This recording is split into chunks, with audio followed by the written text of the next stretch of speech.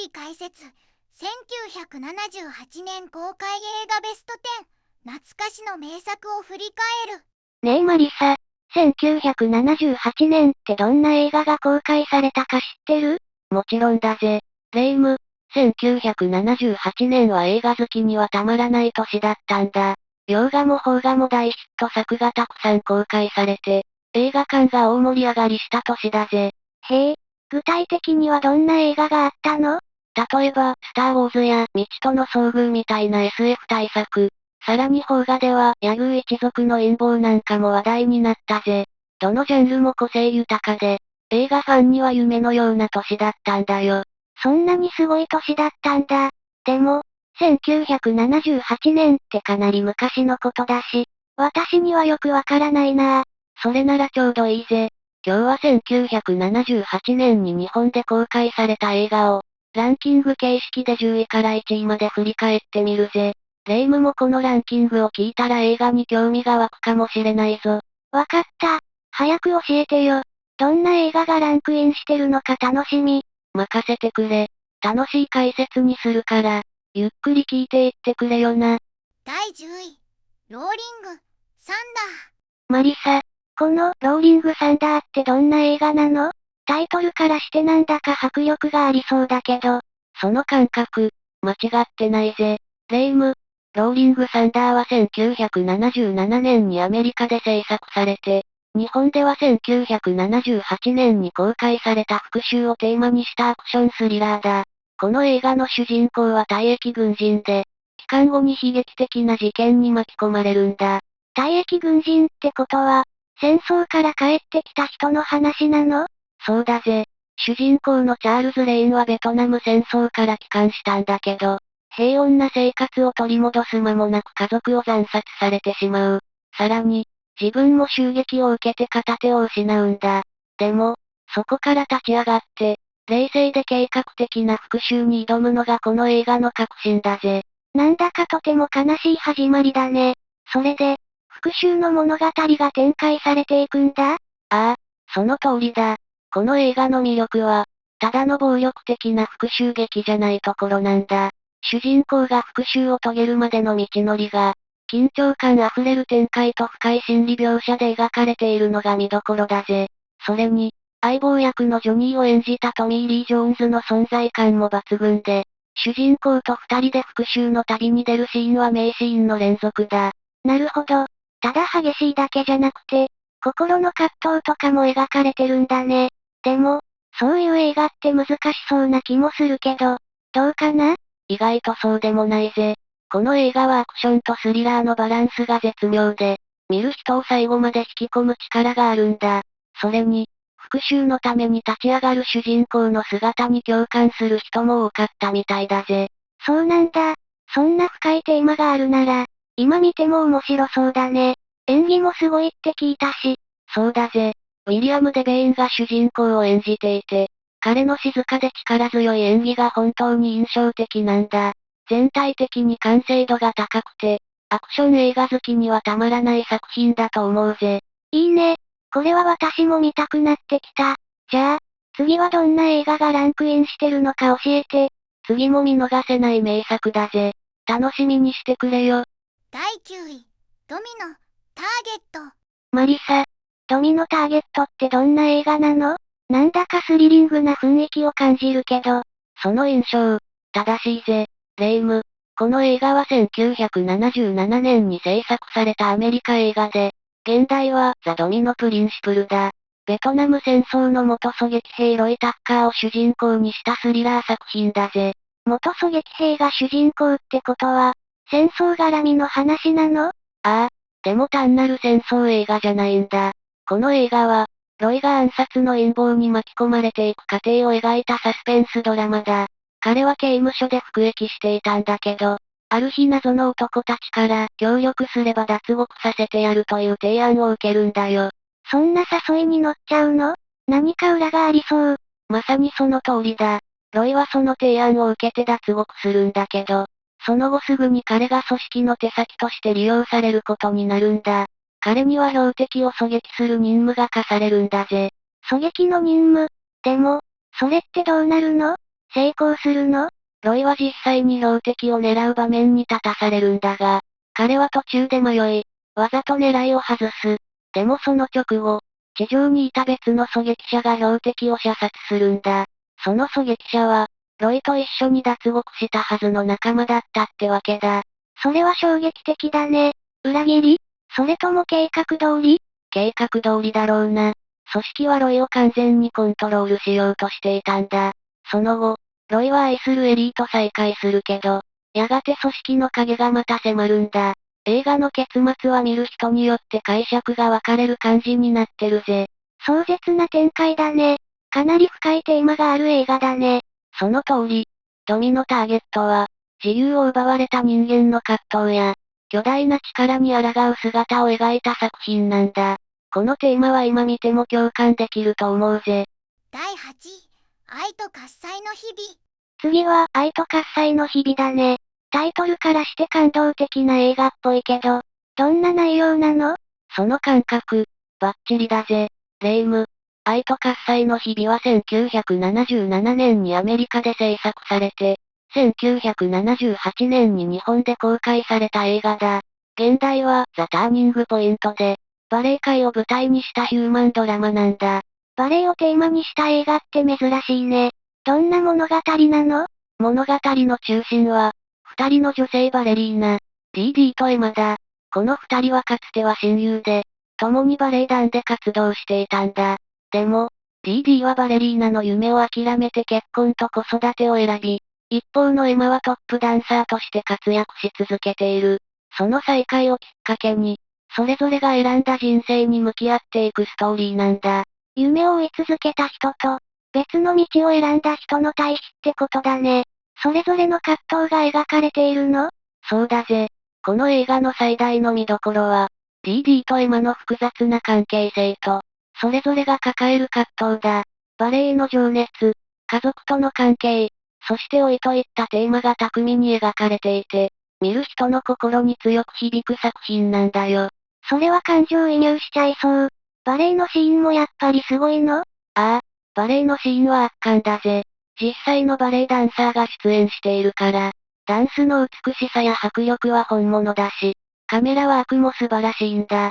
それに主演のシャーリー・マクレーンとアン・バンクロフトの演技も絶品で、二人の感情のぶつかり合いが見る人を引き込むんだ。本格的なバレエと人間ドラマの融合って感じだね。エンターテイメントとしても楽しめそう。その通り。しかもこの映画、アカデミー賞でも11部門にノミネートされた実績があるんだ。評価も高いし、名作と言って間違いないぜ。第7位、雲霧仁左衛門。雲霧仁左衛門って、いかにも時代劇って感じのタイトルだね。どんな映画なの？その通りだぜ。レイム。雲霧仁左衛門は1978年に公開された時代劇映画で、池波正太郎の同名小説が原作なんだ。この作品は、江戸時代を舞台にした盗賊団の物語だよ。盗賊団の物語って珍しいね。でも、ただの悪党たちの話じゃなさそう。その通り、主人公の雲霧仁左衛門は、ただの盗賊じゃなくて、貴族的な存在なんだ。彼は大名や豪商などの権力者から金品を盗んで、それを貧しい人々に分け与えるっていう、正義感に満ちたリーダーなんだぜ。そういう人物像なら、観客も応援したくなるね。でも、そんな仁左衛門にどんな敵が立ちはだかるの？この映画の見どころは、雲霧仁左衛門と彼を捕まえようとする火付盗賊改めの長官安倍式部との知略戦なんだ。仁左衛門の計画を阻止しようとする式部との頭脳戦が繰り広げられて、見ている側もハラハラドキドキだぜ。時代劇ならではの緊張感がありそうだね。他にも見どころはあるの？もちろんだぜ。この映画の映像美やセットのリアリティもすごいんだ。江戸時代の雰囲気が細かく再現されていて、登場人物の衣装や小道具なんかも見応えがあるんだよ。それに、豪華キャスト陣もこの映画をさらに盛り上げてるんだ。そういえば、どんな俳優さんが出てるの？雲霧仁左衛門を演じたのは、名優中台達也だぜ。彼の存在感と演技力がこの作品の魅力を引き立てている。さらに、安倍式部役には六代目市川染五郎が抜擢されていて、この二人の対決シーンは特に見逃せないぜ。それは楽しみ。ただの盗賊の話じゃなくて、人間ドラマや知略戦が詰まった映画なんだね。そうだな。この映画は、時代劇好きはもちろん、そうじゃない人にも楽しめる名作だと思うぜ。江戸時代の人間模様や深いテーマが詰まってるから、見た後に色々考えさせられる作品だ。第6位、上位。次は、上位だね。この映画、タイトルはシンプルだけど、どんな物語なの？上位は1977年にアメリカで放映されたテレビ映画で、実在のカレッジフットボール選手ジョン・キャパレッジと、その弟ジョイの交流を描いた感動作だぜ。日本では1978年に公開されて、話題になったんだ。実話を元にした映画なんだね。どんなストーリーなの？この映画の主人公はキャパレッジ家の末っ子ジョイ。彼は3歳の時から白血病と戦い続けていて、治療の苦痛に耐えながらも家族の愛に支えられて生きてきたんだ。ジョイにとってのヒーローは、自警のジョン。ジョンはペンシルベニア州立大学のフットボール選手で、家族の誇りだったんだよ。兄弟の絆がテーマってことだね。それで、映画の中ではどんな展開があるの？ジョイは病気で体が弱いけど、兄のジョンを一生懸命応援するんだ。ジョイはジョンなら大学フットボールの最優秀選手が受賞する。ハイズマン賞を取れると信じてる。でも、その賞を取るのは本当に難しいことなんだよ。ジョンはその期待に応えられるの？ジョンは上位の期待に応えようと懸命に努力するんだ。そして、ついにハイズマン賞を受賞する。その授賞式でジョンはスピーチをして、弟ジョイへの愛と感謝を語るんだよ。特に弟ジョイこそ、本当にこのトロフィーを受け取るべき人だという言葉は、会場の全員の心を打ったんだ。そんな感動的な場面があるんだね。それで映画はどう終わるの？映画のラストでは、1976年4月8日にジョイが白血病で亡くなる場面が描かれるんだ。ジョンがそばで付き添っていて、最後の瞬間まで兄弟の絆が感じられるシーンになってる。見た後も涙が止まらない映画だよ。なんだか切なくて美しい話だね。宣伝で、この映画は、終わってもしばらく明かりがつきませんって言われてたって聞いたけど、それも納得だよ。そのフレーズ通り、見た人の心に深く刻まれる作品だぜ。兄弟の絆、家族の愛、そして困難に立ち向かう勇気を描いた名作だな。第5位、野生の証明。野生の証明って、なんだか迫力のあるタイトルだね。どんな映画なの？野生の証明は1978年に公開された日本映画で、高度成長期の日本を背景にした社会派サスペンスだぜ。原作は森村誠一の同名小説で、映画化されたことで一気に注目を浴びたんだ。社会派サスペンスって言うと、どんなストーリーなの？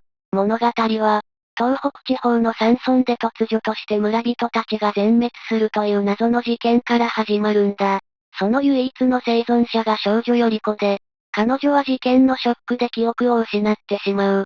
主人公の防衛庁職員味沢武史が、この事件の真相を追いながら、より子を守ろうと奮闘するんだよ。全滅？なんだか怖いけど、すごく引き込まれる展開だね。そうだな。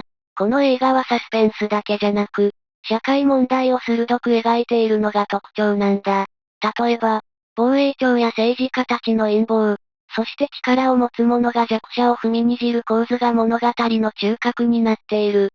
それにより子を通じて人間の野生が、どう現れるのかを描いているのが興味深いところだぜ。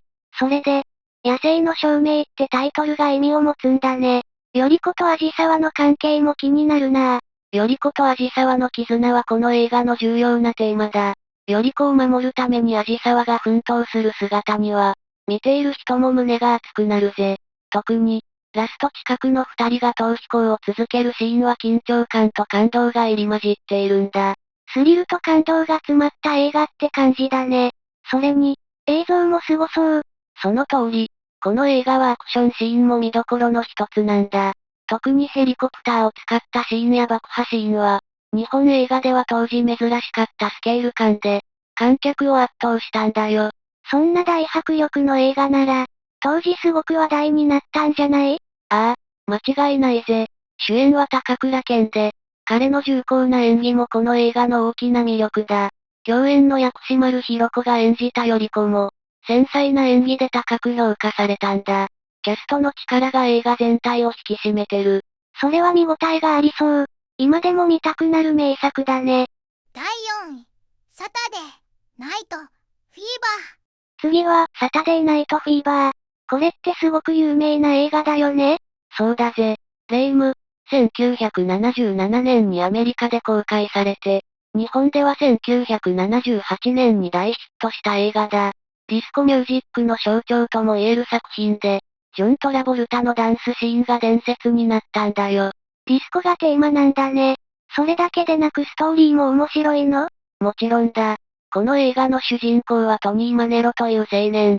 彼はブルックリンのペンキ屋で働いてるんだけど、平凡な日常から抜け出す手段として、土曜の夜にディスコで踊ることに情熱を燃やしているんだ。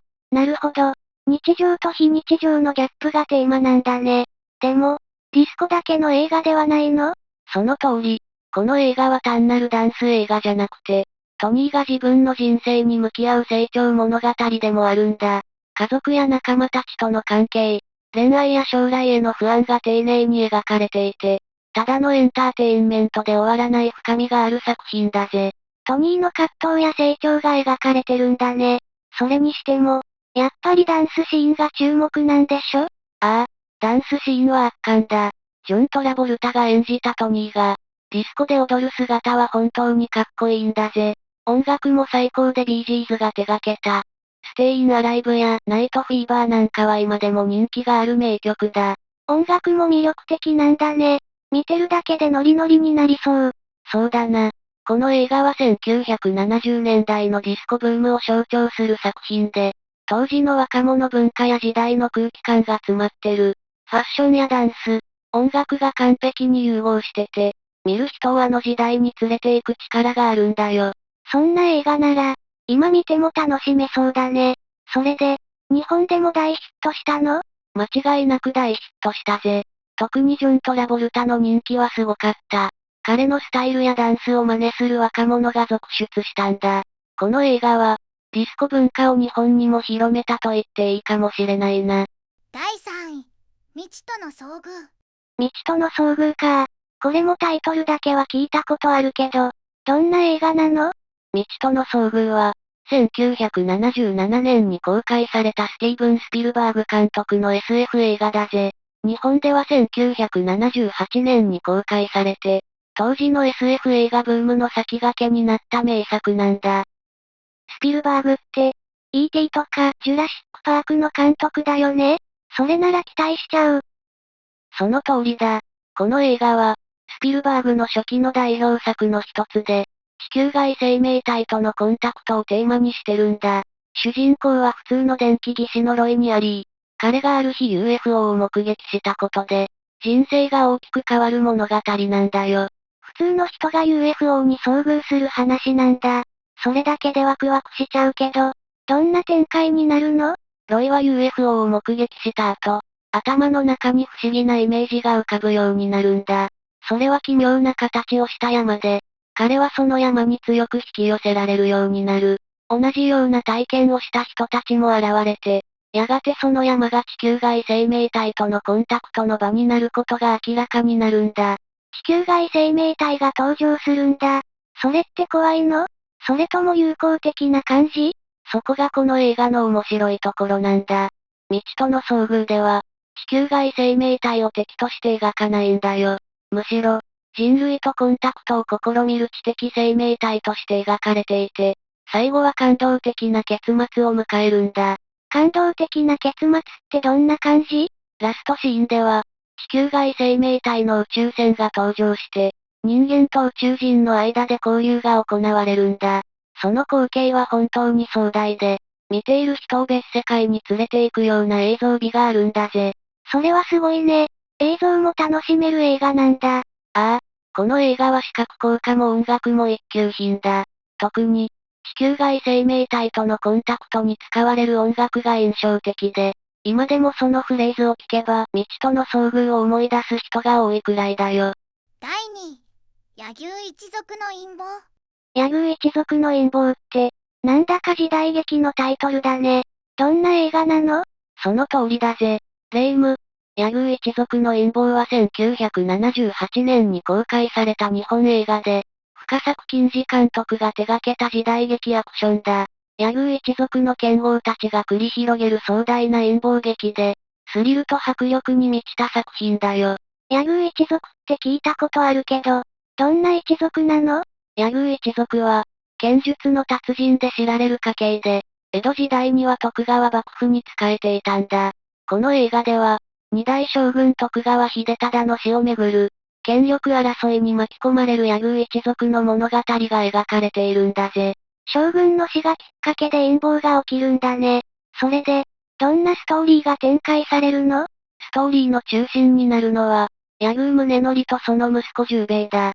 彼らは将軍家を守るために戦いを繰り広げるんだけど、敵対勢力との壮絶な剣撃や策略が満載なんだ。特に、十兵衛が赤眼ながらも卓越した剣技を披露するシーンは圧巻だよ。剣撃がメインなら、アクション好きも楽しめそうだね。それに、陰謀劇っていうのも面白そう。そうだな。陰謀や裏切りが複雑に絡み合っていて、最後までハラハラさせられる展開なんだ。それに、映像の迫力や時代劇ならではの重厚感も見どころだぜ。深作監督らしいダイナミックな演出が光る作品だよ。キャストも気になるな。誰が出演してるの？柳生宗則を演じたのは万谷金之助。そして柳生十兵衛を演じたのは千葉真一だぜ。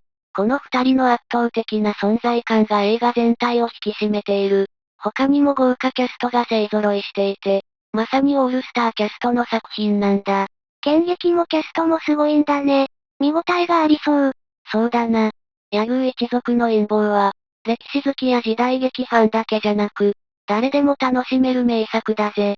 迫力満点の剣劇と深い人間ドラマが詰まっているから、一度見てみる価値は絶対あると思うぜ。第1位、スター・ウォーズ。ついに第1位だね。スター・ウォーズって、今でも大人気のシリーズだよね。そうだぜ。霊夢。スター・ウォーズは1977年にアメリカで公開されて、日本では1978年に上映された SF 超大作だ。監督はジョージ・ルーカス。この作品がなければ今の SF 映画の歴史は、変わっていたかもしれないって言われるくらい影響力がある映画だよ。そんなにすごい映画なんだ。どんなストーリーなの？物語は銀河帝国と反乱軍の戦いを軸に展開されるんだ。主人公のルーク・スカイウォーカーは農場で平凡な生活を送っていたんだけど、偶然に銀河を揺るがす陰謀に巻き込まれていくんだよ。反乱軍のプリンセスレイヤやハンソロ、そして首相となるオビワン家のオビと共に、銀河帝国に立ち向かう壮大な冒険が描かれている。銀河を舞台にした壮大な物語なんだね。でも、やっぱりアクションや映像がすごいの？その通り、当時としては画期的な特殊効果が使われていて、宇宙船の戦闘シーンやライトセーバーのアクションはまさに革命的だったんだ。特に、デススターを舞台にしたクライマックスは圧倒的なスケール感で、見る人を釘付けにするぜ。それだけじゃなくて、キャラクターも魅力的なんじゃない？ああ、キャラクターもこの映画の魅力だ。正義感あふれるルーク、勇敢なレイヤ姫、少しひねくれたハンソロ、そして不気味で恐ろしいダース・ベイダー。どのキャラクターも個性豊かで、見る人に深く印象を残すんだよ。確かに、聞いたことのあるキャラクターばかりだね。それに音楽も有名じゃない？その通り、音楽を手掛けたのはジョン・ウィリアムズ。オープニングのテーマ曲や劇中の音楽は、映画を見たことがない人でも聞いたことがあるくらい有名なんだ。映像と音楽が絶妙にマッチして、見る人を映画の世界に引き込んでくれるんだぜ。映像、キャラクター、音楽、すべてが揃った映画なんだね。まさにそうだ。スター・ウォーズは単なる映画じゃなくて、一つの文化現象とも言えるんだ。この作品がきっかけで、SF 映画が世界中で注目されるようになったんだよ。総評またはまとめ。これで1978年に日本で公開された映画ベスト10が全部紹介できたね。どの作品も個性的で、映画好きにはたまらない内容だったよ。その通りだな、霊夢。1978年は邦画も洋画も名作が豊作の年だったんだ。スターウォーズや未知との遭遇は今でも語り継がれる SF の名作だし、柳生一族の陰謀や野生の証明は、日本の映画界に大きな影響を与えた時代劇と社会派ドラマだ。確かに、それぞれの映画がその時代の空気を反映しているのが面白いよね。それに、映像や音楽も今とは違った魅力があって新鮮だったな。あの時代の映画には独特の味わいがあるよな。1978年の名作映画を振り返ることで、映画の持つ力や時代ごとの文化の違いも感じられたと思うぜ。これを機に、いろんな映画を見てみるのも楽しいかもしれないな。そうだね。今日はすごく楽しかったよ。また面白い映画の話を聞かせてね。最後までご視聴いただきありがとうございました。これからも役立つ情報をお届けいたしますので、チャンネル登録と高評価をよろしくお願いします。コメント欄でご意見や質問もお待ちしています。それではまた次回お会いしましょう。バイバイ。今日も一日良い日で、またね。